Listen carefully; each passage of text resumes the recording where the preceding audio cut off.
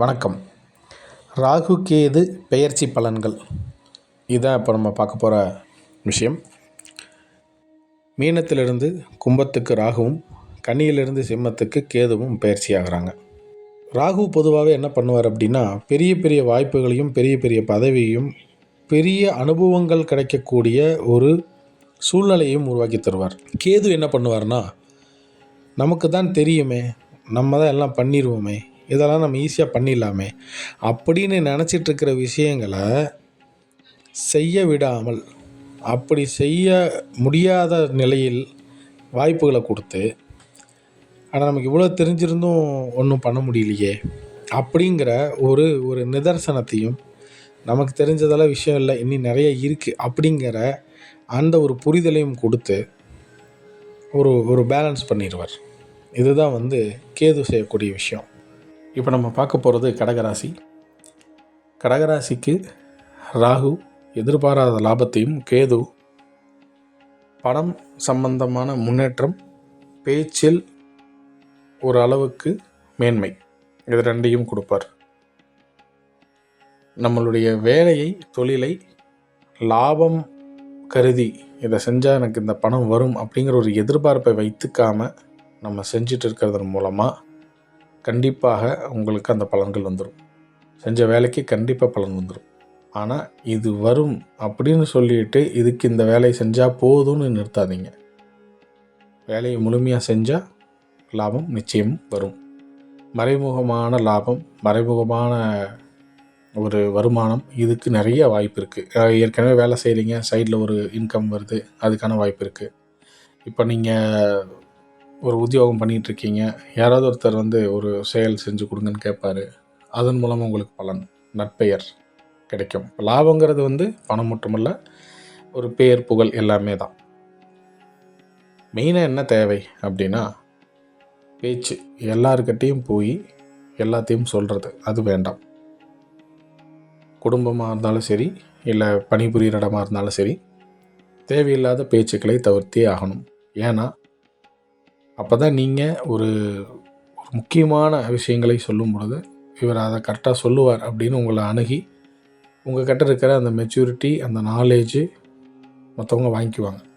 நீங்கள் எல்லா விஷயத்துலையும் போய் ஏதாவது சொல்லிகிட்டே இருந்தீங்கன்னா அவங்க என்ன பண்ணிடுவாங்கன்னு, இவர் ஏதோ ஒன்று சொல்லுவார் அப்படின்னு சொல்லிட்டு உங்களுக்கான பேச்சுக்கான அந்த மரியாதை இருக்காது. கேது 2ஆம் இடத்தில் இருக்கிறதுனால கண்டிப்பாக தன வருவாய், பணம் கொடுக்கறதுக்கு அவரும் நிறைய வாய்ப்புகளை வழங்குவார். முக்கியமாக பேச்சு, கரெக்டாக பேசி கரெக்டாக பண்ணிக்கணும். முடிஞ்ச வரைக்கும் நீங்கள் செய்ய வேண்டியது ஒரு மௌன விரதம். ஒரு 2 மணி நேரம் வாரத்தில், இல்லை ஒரு 3 மணி நேரம் வாரத்தில் நீங்கள் மௌன விரதம் இருங்க. இருக்கும் பொழுது உங்களுக்கு உங்களை பற்றிய ஒரு சிந்தனை, நம்ம செய்யாது என்ன செயல்படுறோம், எப்படி இருக்குது அப்படிங்கிற ஒரு தெளிவு கிடைக்கும். அதுதான் உங்களோட வாழ்வியல் பரிகாரம். வேறு எதுவும் பண்ண வேண்டாம். அமைதியாக இருந்தால் போதும். யார்ட்டையும் போய் பேசிட்டு எல்லாத்திட்டையும் போய் சொல்லிட்டு இருக்காமல் நம்ம அமைதியாக நம்ம ஒன்று வேலை ஒன்று இருந்தாலே நிச்சயமாக உங்களுக்கு லாபத்தை கொடுத்து எல்லா வகையிலும் அனுகூலம் நடக்கும். திருமண வாய்ப்பு இப்போ கடகராசிக்கு இருக்குது. குருவின் ஸ்தானத்திலிருந்து இருக்குது. அதுவும் உறவினர்கள் மூலமாக திருமணம் மட்டுமல்ல, ஒரு வீடு மனை யோகம் கூட அமையறதுக்கு வாய்ப்பு இருக்குது. கடன் வாங்கி சொத்து வாங்குவீங்க. இப்போ ஒரு ப்ராப்பர்ட்டி வாங்கணுன்னா கடன் வாங்குவீங்க. கண்டிப்பாக உறவினர்கள் உதவி செய்வாங்க. இந்த நேரத்தில் உதவிகள் வந்தால் வாங்கிக்கணும். இந்த நேரத்தில் நமக்கு தேவையானதை சரியாக கேட்டு வாங்கிக்கணும்.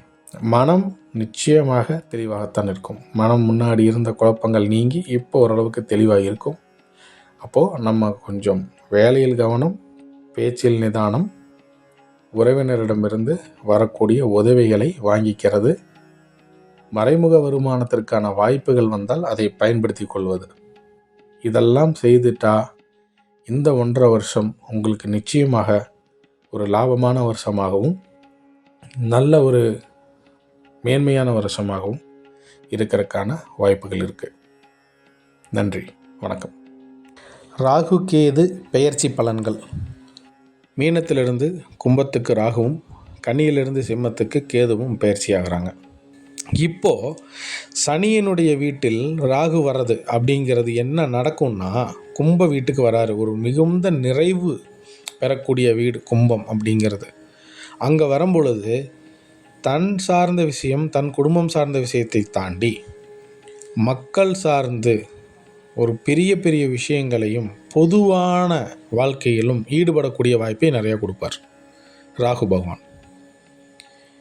தன் இடம் விட்டு இடம்பெயர்ந்து சென்று வேலை செய்கிறது, வெளியே புதிய நபர்களை சந்திப்பது, அவர்களுக்கு பயன்படும்படி நம்ம செஞ்சு கொடுக்கறது, அதில் நம்ம பலன் அடைவது. இப்படி ராகு, கும்பத்தில் இருக்கக்கூடிய ராகு அந்த நிறைவான விஷயங்களை செய்வதற்கும் நல்ல பெயர் இருக்கக்கூடிய வாய்ப்புகளையும் தருவதற்கும் செஞ்சு தருவார்.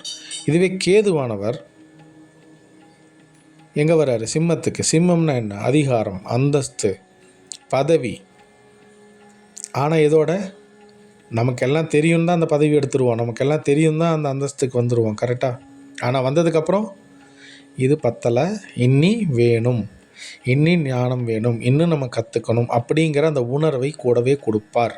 எந்த ஒரு உயரதிகாரியாக இருந்தாலும் சரி, எந்த ஒரு தலைவராக இருந்தாலும் சரி, தன்னுடைய சார்ந்தவர்களை சிந்தித்து அவர்களிடமிருந்து ஒரு ஐடியா கேட்டு ஒரு ஆலோசனை செஞ்சு தான் செயல்படுத்த முடியும். அப்போது நம்மை உயர்த்தவும் செய்து நம்ம கூட இருக்கிறவங்களை எல்லாம் புரிஞ்சுட்டு நம்ம சூழ்நிலையும் புரிஞ்சு சிந்தனா சக்தியோடு செயல்பட வைக்கக்கூடியவர் கேது. இப்போ சிம்மத்தில் வரவர் அதான் பண்ணுவார். இது ஒரு பொதுவான பலன்.